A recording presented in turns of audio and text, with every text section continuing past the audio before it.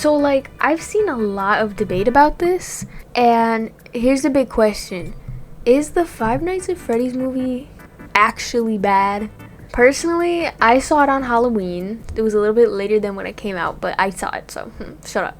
But before I give my opinion, I'm just gonna break it down so that it's as least biased as possible. Now, coming from someone who was there since 2014, I expected a lot. Okay, let's look at the rating it got. So this is the overall rating that's been circulating around the internet, but that doesn't really make sense. Because if you go on social media, you'll see a lot of positive feedback. Like, for example, you go on TikTok, right? Like, there's a lot. Like, just going through this, I haven't found a negative TikTok video. It's confusing. So I've been asking myself, like, is it really that bad? Is it, number one, was it lore accurate? Now, to be honest, I don't know 100% of the lore, and that's perfectly fine. And other people who don't know 100% of the lore are also perfectly fine.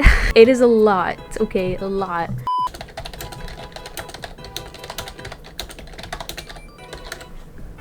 It took $20 million, according to Google, to make the movie. So it's not like it's some low effort thing. So let's look at the characters.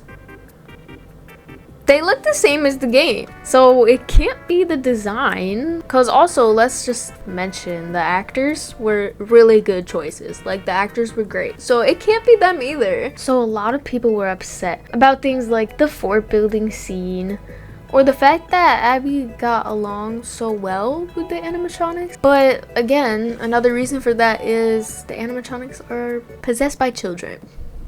Children like to do those things. They like to build forts. They usually tend to get along with other children and are taught that some adults, you know, to be wary of them because, you know, stranger danger. After I go through everything I just talked about, I don't really see anything that could be necessarily wrong with it. Okay, so after reading some comments, people are saying that they changed the lore because apparently they do have a point. Mike was supposed to be William Afton's son, I believe, and so them changing the lore kind of upset them. There's also saying he never had a daughter named Vanessa. From what I thought, Vanessa was from Security Breach. I didn't think she was his daughter. And another aspect, people are just saying it was super watered down. And now here's the thing, I understand why people are saying it's watered down. You can only fit so much into a 2-hour movie. That's just how it is. But that is a good question. Why did Scott change the lore? Another thing people are saying is that it wasn't scary enough.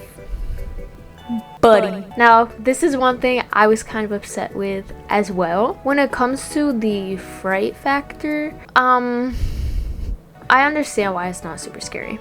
However, Scott said he was making this movie for OG Five Nights at Freddy's fans, which would be, you know, more people around my age who were there when it came out in 2014. Or even the second game or the third game, they all came out around the same time. Again, that comes to the question, is he trying to cater to the younger kids? Now, I didn't expect it to be extremely gory either. At the same time, you gotta keep it in the lines because it does involve kids, and I'm pretty sure there are certain rules about showing kids being offed somewhere in the legal system. I don't know. At the same time, it's like it could have been a little scarier. I think there was too much catering to younger kids. I mean, it was a horror game, and I feel like we got more of an action movie. Yeah.